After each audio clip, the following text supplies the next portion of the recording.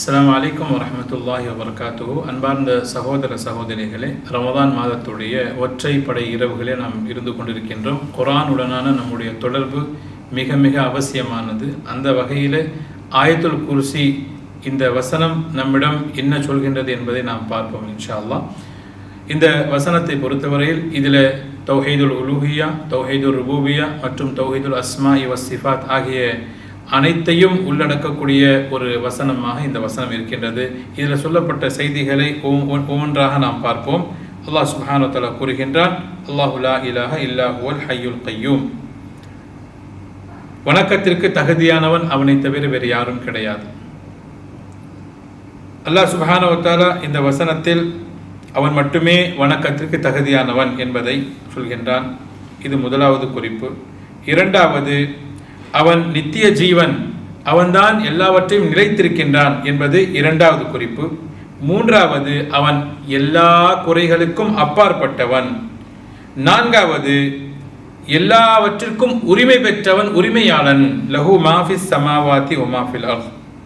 ஐந்தாவது, இந்த உலகத்திலும் சரி மறுமையிலும் சரி அவனிடம் அவனுடைய அனுமதி இல்லாமல் யாரும் பரிந்துரை செய்ய முடியாது.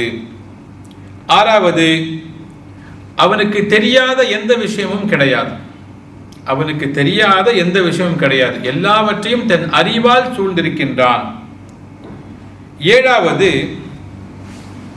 அவனுடைய எல்லா விஷயங்களையும் நம்மால் அறிந்து கொள்ள முடியாது. எட்டாவது, அவனுடைய அரியாசனம் வானங்களையும் பூமியையும் உள்ளடக்கி இருக்கின்றது. அப்படி என்றால் அது எவ்வளோ மகத்தானது, அது எவ்வளோ மிகப்பெரியது என்பதை நாம் புரிந்து கொள்ள முடியும். ஒன்பதாவது, அல்லாஹுக்கு இந்த வானங்களையும் இந்த பூமியையும் இந்த அரியாசனத்தையும் பாதுகாப்பது என்பது பெரிய சிரமமே கிடையாது. அது அவனுக்கு மிகப்பெரிய கஷ்டமே இல்லாத ஒன்று அப்படிங்கிறதையும் அல்லாஹ் ரப்புல் ஆலமீன் சொல்கின்றான். கடைசியாக 10வது குறிப்பு, அவன் மகத்தானவன், மிக பெரியவன். எதுவுமே அவனுக்கு சிரமமானது கிடையாது, எதுவுமே அவனுக்கு கஷ்டமானது கிடையாது.